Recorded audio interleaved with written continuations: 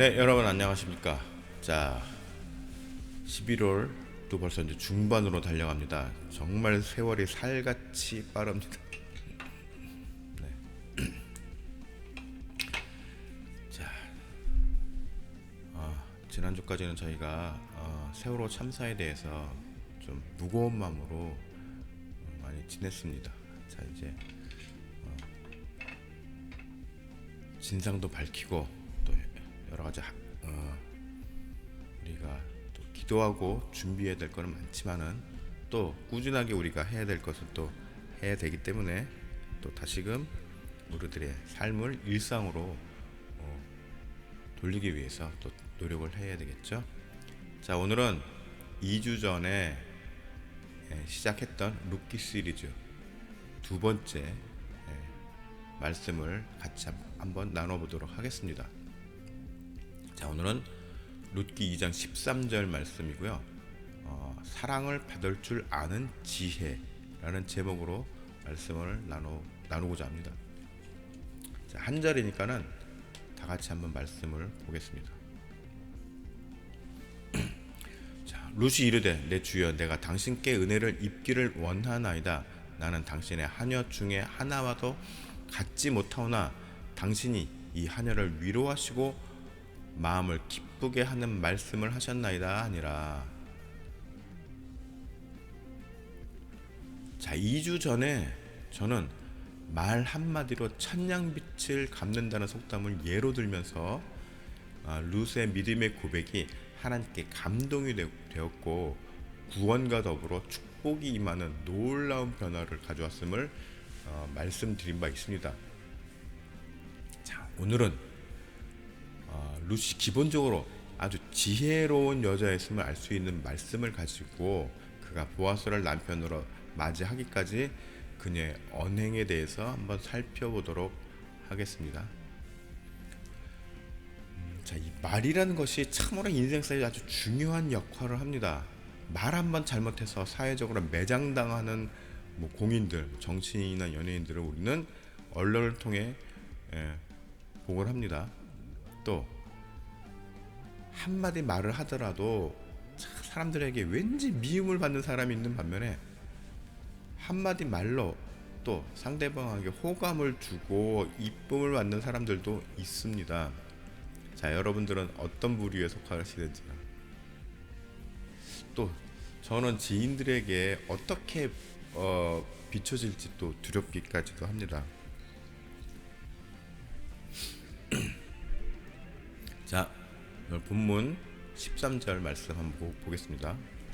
룻이 이르되 내 주여 내가 당신께 은혜 입기를 원하나이다. 자, 사람에 따라 다르긴 하지만 누군가가 자신에게 필요한 호의를 베풀 때 호의를 베푼 사람을 아주 민망하게 하는 사람이 있기도 합니다. 네.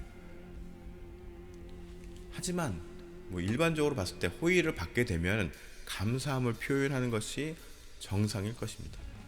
오늘 본문의 룻은 보아스에게 호의를 받았고 세심한 배려를 받았습니다. 그가 베푼 은혜의 룻은 기쁨으로 아주 기꺼이 받아들이는 것을 감정으로 표현하는 것을 보게 됩니다.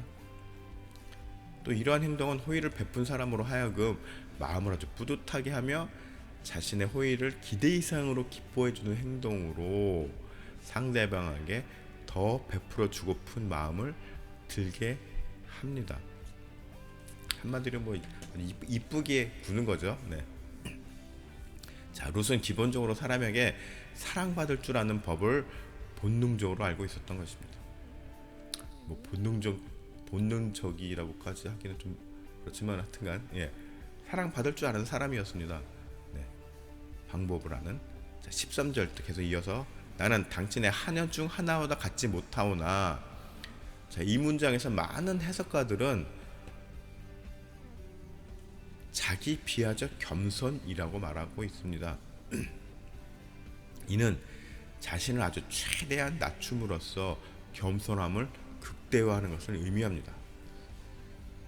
그런데 그렇게 자기 비하적 표현이라면 조금이라도 비굴한 모습이 보아스가 느꼈을 것이고 이는 보아스에게도 좋은 인상으로 비춰지지는 않았을 것입니다. 이 표현이 당시의 어떤 시대적, 문화적 배경으로 보았을 때 은혜를 베푼 사람에 대한 최대한의 존경의 표시라고 보는 것이 더 맞는 표현은 아닐까라는 생각을 합니다. 좀 비굴한 모습이 아니라 좀 오버해서 막 자기를 낮춘 게 아니라 당시에는 이게 일반적인 존경의 표현이다라는 것입니다. 자, 그녀의 존경의 표시가 보아스에게 비굴한 이미지가 아닌 사랑스러운 이미지로 다가왔을 가능성이 더 크기 때문입니다. 그의 모습과 표현이 자기 비하적이라기보다 사랑스러운 표현으로 볼 수 있는 것은 바로 그 다음 문장으로 알 수가 있습니다. 당신이 이 하녀를 위로하시고, 자기가 처한 환경에 대해서 과장됨 없이 은혜를 받는 심정을 있는 그대로 나타내는 것을 볼 수 있는 것입니다.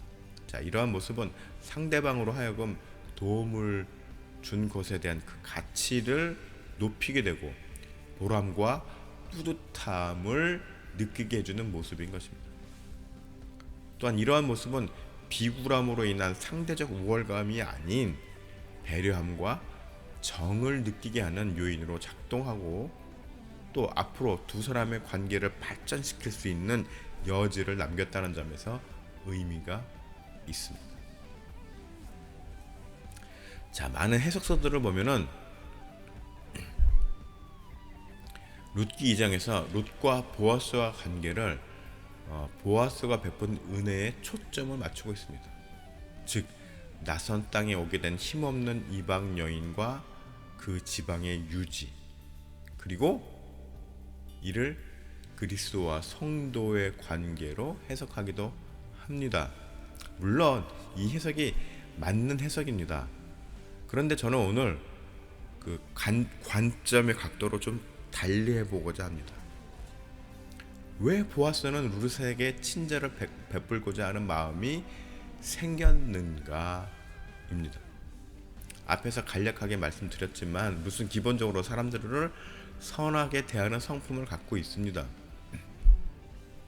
자신의 처지가 어떻든 그런 것이 문제가 아니라 자신이 할 수 있는 최대한의 노력으로 상대방을 진심으로 대한다는 점입니다. 그리고 하나님은 진심을 나누는 사람에 대해서 마음이 움직이는 것을 우리는 기억할 필요가 있습니다. 자, 예레미야서 29장 13절을 보면은 너희가 온 마음으로 나를 구하면 나를 찾을 것이요 나를 만나리라. 여기서 중요한 것은 그냥 찾는 게 아니라 온 마음으로. 온 마음으로는 뭐예요? 마음을 다해서, 진심을 다해서 나를 찾으면은 만난다는 얘기입니다. 온 마음이 중요한 거죠. 자, 시어머니인 나오미도 룻의 진심을 느꼈기 때문에 자신을 따르겠다는 것을 받아주었던 것이죠. 보아스도 마찬가지입니다. 보아스 역시 사람을 진심으로 대하는 룻의 진정성 있는 언행을 보았기에 단순히 선행을 베푸는 것 이상의 배려를 할 수 있었다는 것입니다. 인간적인 어떤 교류의 그런 것을 느꼈다는 것이죠. 자, 우리는 보통 믿음, 은혜 이러한 문제에 대해서 생각을 할 때 하나님의 전폭적인 아니면 불가항력적인 사랑과 긍휼만을 이야기할 때가 많습니다. 하나님의 은혜, 하나님의 긍휼, 하나님은 우리를 사랑하십니다.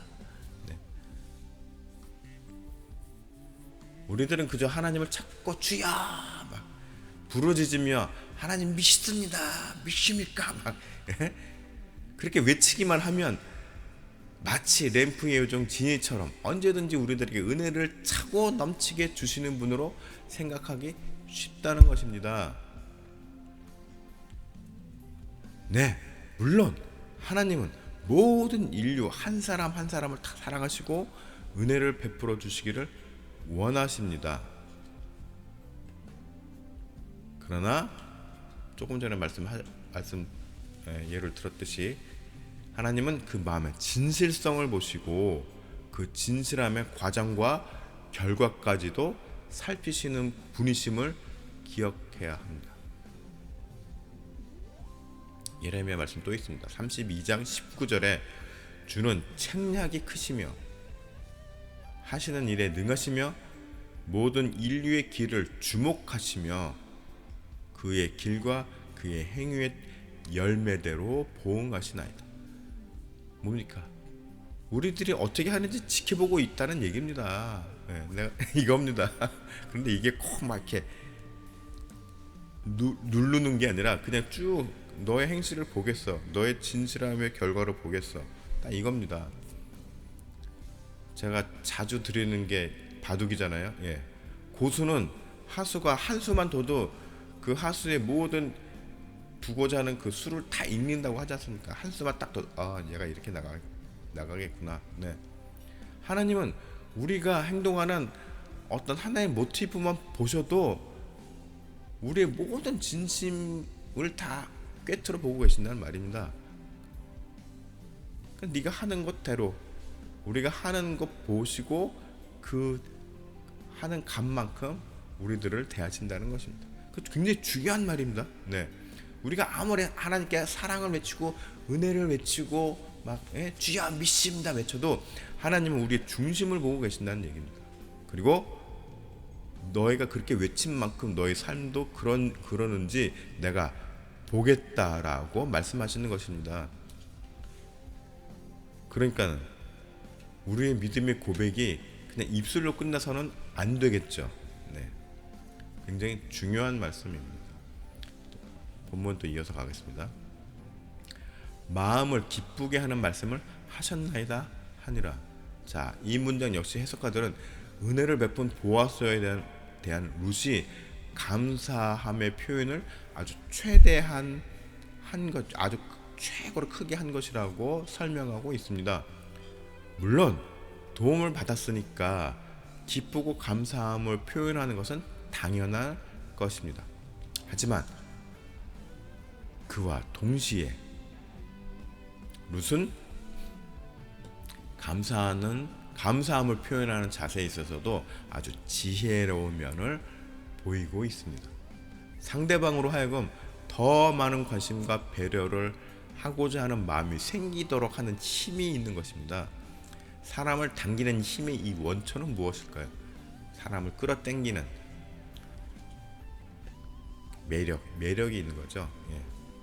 자, 위에서 먼저 언급한 진심을 담은 언행과 더불어서 그 진심이 그대로 상대방에게 온전히 전달되도록 하는 아주 섬세한 표현력이 풍부하다는 것입니다. 그리고 이 점이 바로 룻의 지혜의 원천인 것입니다. 자, 사람은 관계 속에서 모든 일들이 이루어집니다. 그렇죠? 그리고 그 관계는 상대적인 상황으로 만들어지게 됩니다. 그렇기 때문에 주어지는 상황을 어떻게 대처하느냐에 따라서 내 삶의 여정이 달라질 수 있게 됩니다. 이러한 문제는 사람과 사람 사이의 관계에서 뿐만 아니라 하나님과 사람 사이, 하나님과 나 사이에서도 존재합니다. 우리들의 믿음을 어떠한 모습으로 하나님께 표현하고 드러내느냐에 따라서 하나님의 방향이 달라질 수 있습니다.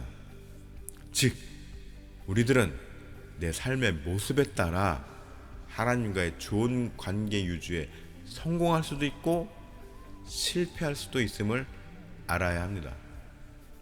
굉장히 오늘 가벼운 것 같지만 중요한 말씀을 전하는 것입니다. 자, 여러분 모두 지혜로운 말과 지혜로운 행동으로 나의 믿음을 온전히 하나님께 드러내며 언제나 사랑받는 하나님의 귀한 자녀여 종들이 되시기를 축복합니다.